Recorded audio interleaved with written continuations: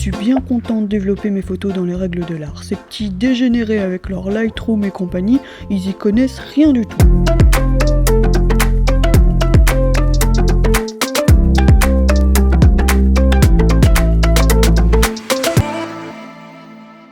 Hibou, alors aujourd'hui avec cette première édition de cette petite émission, j'espère bien vous aspirer dans un vortex créatif. Ah, c'est pour ça le nom! L'émission devrait avoir lieu toutes les 2 semaines, parfois en live et parfois pas. Le format est tout neuf, donc destiné à évoluer. N'hésitez pas d'ailleurs à commenter vos idées de rubriques et là tout de suite, c'est parti pour le sommaire.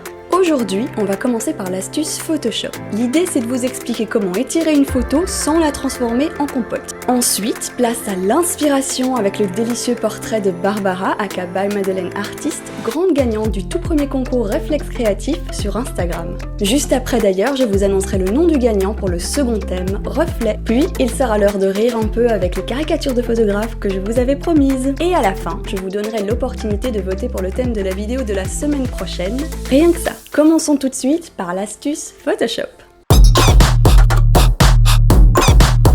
Alors, voilà notre problème. Nous avons une image carrée et nous aimerions une image au format paysage. Le truc, c'est qu'évidemment, j'aimerais bien éviter que ça ne ressemble à ça. Du coup, qu'est-ce qu'on peut faire? Il y a une option un petit peu bricolée qui fonctionne parfois. On attrape un petit bout de l'image, je vais copier-coller, et ensuite je vais étirer le côté de l'image. Je vais faire pareil de l'autre côté juste pour le plaisir. Ouais, c'est vraiment pas la méthode idéale.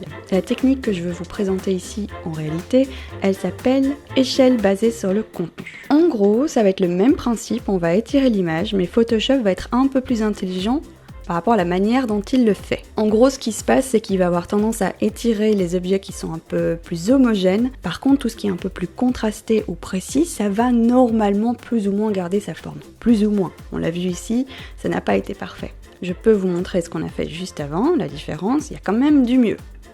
Mais cet outil est plus subtil qu'il n'y paraît parce qu'il existe un moyen de protéger ce que vous n'avez pas envie de transformer. Alors, je vais sélectionner de façon un peu grossière. Évidemment, vous pouvez faire une sélection plus précise. Je prends le reflet. Bim, bim, bim. Voilà, c'est sélectionné. Une fois que c'est sélectionné, je vais dans Couche. Et là, je vais créer une nouvelle couche qui va s'appeler Alpha. Quand je suis là, je vais remplir avec du blanc. Voilà, blanc, opacité 100%. Bim, je reviens sur mes autres couches. Je repasse au calque. Et là, je vais réutiliser l'outil exactement de la même manière, mais après avoir protégé ma couche alpha. Ça va faire toute la différence. J'étire de la même façon. Voilà. Et comme vous l'avez constaté, mon petit personnage au milieu n'a pas été altéré. On peut comparer de nouveau avec juste avant. Oui, Tchernobyl est passé par là. C'est toujours pas parfait, mais bon, c'est très facile de sélectionner ce que vous avez envie de protéger et c'est tout, c'est aussi simple que ça. Notez par contre que malgré la protection, ça ne se prête pas à toutes les images, jugez vous-même. Petite note, si vous avez envie de faire un truc spécifique avec Photoshop, Camera Raw ou Lightroom, peu importe, demandez-moi ici ou sur Instagram et j'essaierai d'adapter cette rubrique en fonction de vos besoins. Si c'est pas beau.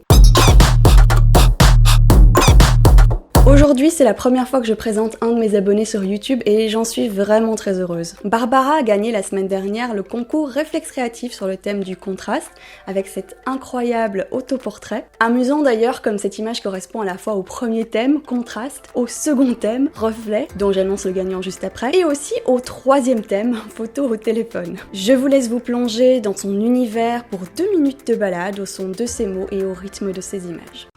Alors, je m'appelle Barbara. Et ça signifie littéralement l'étranger.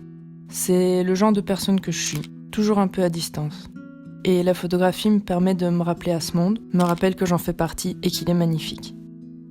Le plaisir que la photographie m'apporte va sans doute sembler un peu étrange, mais ça me rappelle que j'ai une vision, que je suis quelqu'un et que j'existe.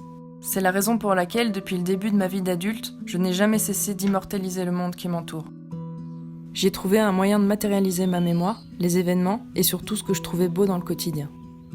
C'est souvent une fulgurance qui me pousse à prendre une photo. C'est le moment où mon regard s'arrête et mon intérieur me crie de garder un bout de ce qui se passe à cet instant très précis. Chaque photo est une parcelle de mon monde et l'acte de capturer cette image n'est qu'un témoignage de la beauté des choses que je ne veux pas oublier. C'est un prolongement de ce que je suis. Quand l'image que je vois avec mes yeux se transcrit de la même façon en photo, je ressens une grande excitation et un réel bonheur. C'est un sentiment éphémère, presque impalpable. C'est un sentiment que je souhaiterais permanent, mais c'est sa fulgurance qui le rend si beau. Et bien que l'image je puisse la partager, cette émotion-là, elle n'appartient qu'à moi. Quand je partage une image, l'objectif est d'entraîner les autres pour quelques secondes dans mon univers, qu'ils soient plus attentifs à leur environnement. J'ai changé de vie ces dernières années et l'envie en ce moment est plutôt de pousser les autres à sortir de leur zone de confort, à leur montrer que d'autres modes de vie existent et qu'ils ne sont pas inaccessibles ou lointains.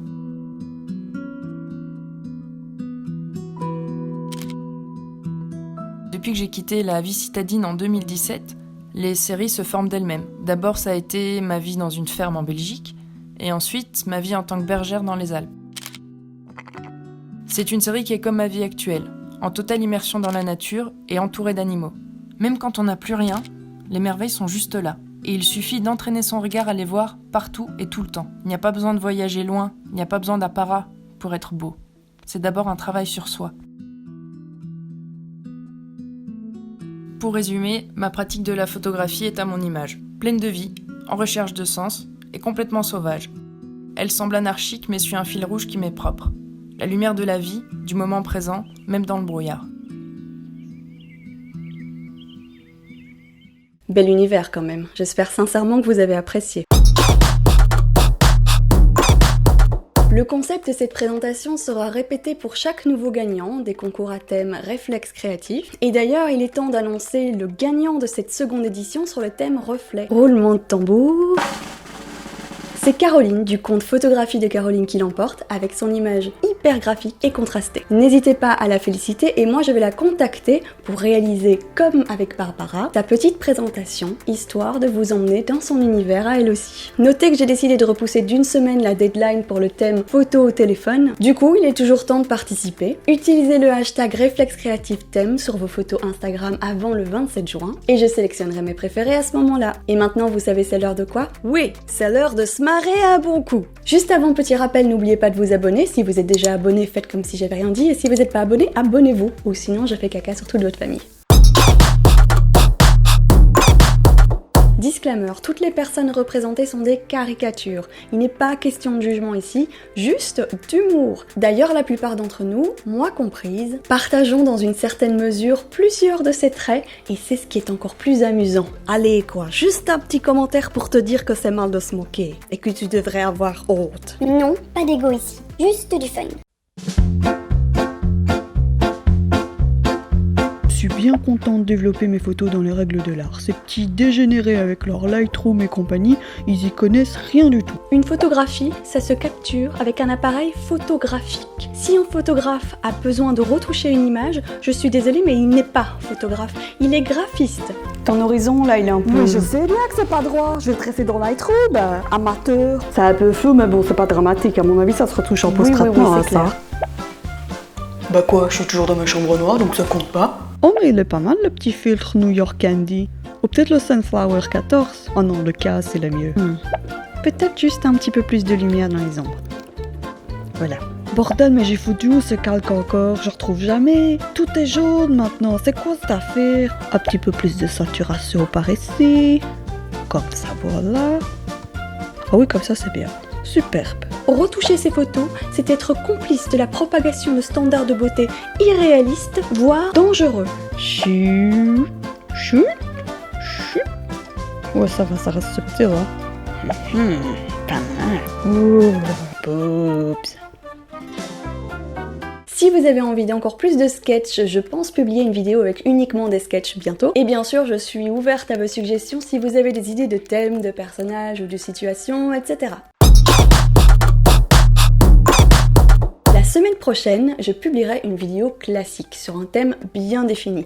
Et deux choix s'offrent à vous. Soit une vidéo sur le thème de l'inspiration qui répondra à des questions telles que comment trouver l'inspiration, quelles sont les différentes techniques pour y arriver, est-ce que s'inspirer c'est copier, ou comment ne pas se laisser décourager par le travail des autres, on a souvent tendance à trouver bien meilleur. Soit une vidéo plus technique qui s'attardera sur les spécificités de la photographie au téléphone, à quoi faire attention à la prise de vue, comment tirer parti de son téléphone, et même peut-être un tout petit peu de retouche. En tout cas, j'espère que vous avez aimé ce petit format. N'hésitez pas à me dire ce que vous en pensez en commentaire. Dites-moi ce que vous avez aimé, partagez vos idées de rubriques et n'oubliez pas de voter pour votre sujet de vidéo préféré. Petite remarque, c'est la première fois que j'utilise un prompteur, j'ai pas pu le mettre aussi loin que je l'aurais souhaité, donc si vous voyez mes yeux balancer un peu comme ça, c'est normal, je vais essayer de régler ça pour la prochaine fois. Sinon, vous connaissez l'histoire, n'oubliez pas de liker, de vous abonner, d'activer la petite cloche pour ne rien louper, de partager si ça vous chante, et moi je vous dis salut les boudins! Abonne-toi ou je vais faire caca sur toute ta famille.